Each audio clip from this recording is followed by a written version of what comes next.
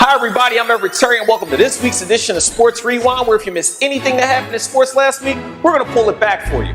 So this week we're going to talk a lot about the Eagles, the good, the bad, and the ugly of their first preseason game against the Indianapolis Colts. The Eagles were victorious 36-10, but that's of little consequence because the big thing is, how are they going to look on both sides of the ball? Well, let's start with the offense. Because Sam Bradford didn't play, Mark Sanchez got the start. He looked like Mark Sanchez. He did get a touchdown pass, but that was more so on Nelson Aguilar than more so on Sanchez.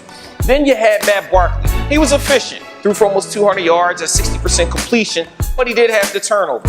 And then, of course, you can't forget Tim Tebow. Came in to a crowd of screaming fans, played solid on his first drive, then went back to looking a lot like the old Tebow. Personally, I feel like if it comes down to Matt Barkley and Tim Tebow for the roster spot, which it probably will, the question is, what does Chip want more? Matt Barkley is clearly the better quarterback. He makes the better throws, he makes the quicker reads, but he's not as mobile, not as versatile, and he's not the better athlete or football player that Tim Tebow is. And considering how gimmicky that Tim Tebow can be in a system that Chip Kelly is going to run, it might mean that Matt Barkley is the odd man out, which stinks because he actually didn't play that bad. Now let's talk about the running backs. Well, with DeMarco Murray also sitting out in this game, you had guys like Mostert, and you also had guys like Kenyon Barner, who both look very, very solid. And speaking of Kenyon Barner, what a return. Another boost to that special teams, which looked very, very well last season with 7 touchdowns. They're also going to get another boost from a guy who can spell for Darren Sproles from time to time. I would like to see how they infuse him in. Maybe they run them both. Maybe they have some trick plays to kind of get those guys involved.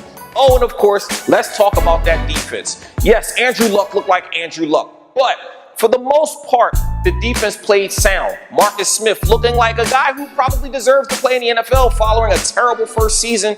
And then, of course, Ed Reynolds with the 2 big turnovers. If you're trying to make a roster in the NFL, the best way to do it is to make plays. And he did that. And it might be an opportunity for him considering that, unfortunately, Earl Wolff is out again with an injury.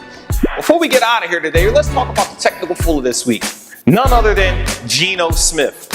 After getting punched in his jaw, getting his jaw broken by his teammate, Geno Smith was reportedly seen being outside of his facility where he's, his apartment complex, throwing the football around in the parking lot.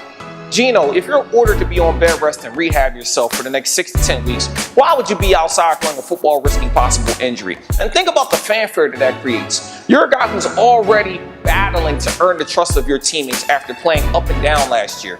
This isn't the right way to go about it. I hope he gets his head screwed on straight before the season gets out of control. That's all the time we have for this week. Thank you so much for watching. Make sure you check us out next week for all the local sports content. And thank you for watching MyNewPhilly.com, where something's always new and everything is always Philly.